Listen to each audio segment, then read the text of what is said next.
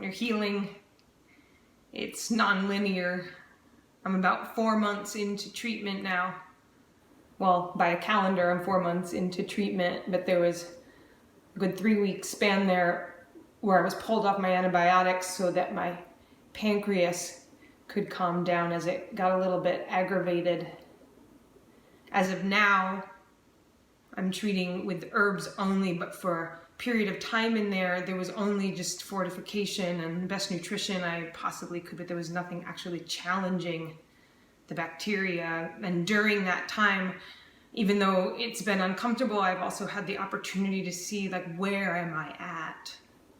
You can probably tell by my speech that definitely I've come to a little more stillness. I'm slurring less. So there is definite improvement, which is awesome.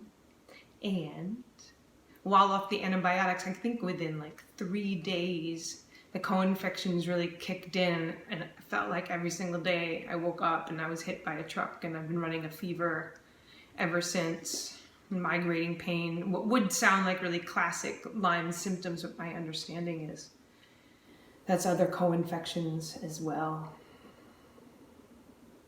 And healing is non-linear. So there is some improvement, but it's this up and down pathway, sporadic, chaotic, and just staying with that trust that everything is medicine and healing is happening, even if it doesn't look like that.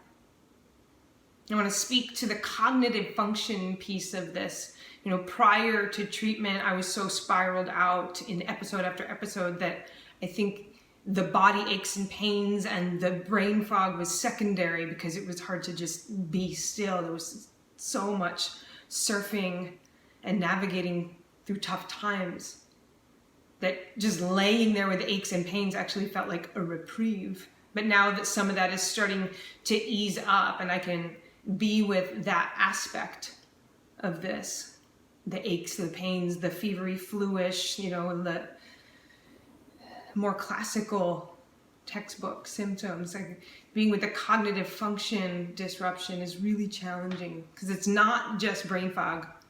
There's actual blind spots where I don't even know that I've missed something. Yeah. And then where do I turn to in that? You know, it takes, you know, my friends or a family member to say, like, do you know that you just missed the whole thing? And I actually don't know, which brings up a lot of fear for me personally. And if you're experiencing this, I mean, I can't even imagine what somebody with an early onset Alzheimer's or somebody who's experiencing dementia, it's that kind of feeling where you're just standing and you don't know where you are, but how you even got there. So even like you went into the room and you forgot. It's like total blank. Yeah. So right now the navigation is in allowing myself to be kind to me when I notice those places, how scary that is. You know, in some ways ignorance is bliss, but really I'd rather be in the know. It's one thing to have the awareness, like, yes, this is a symptom of X, Y, or Z. It's another thing to be like, I don't even know it's a symptom. I don't even know where I've been. I don't even know how I'm acting. And can there be a grace period, you know, a breath between myself and my friends, my loved ones, the world around me, so that I have permission to kind of figure out what's happening here. What did I even miss? All that to say, healing is non-linear. So maybe altogether we can make an effort to just be really kind. Like, sometimes we're just blind to what we don't know. Whether your cognitive function is impaired, or whether we're just having a rough day and kind of get triggered and act out of a place that's still unconscious. And we don't even know that we do it until somebody says, hey, do you know you just did that? You know, we're in this together and we need each other to reflect our blind spots. Can we do it with kindness to ourselves, to each other, on this kind of non-linear, chaotic path, knowing that it's all for our healing?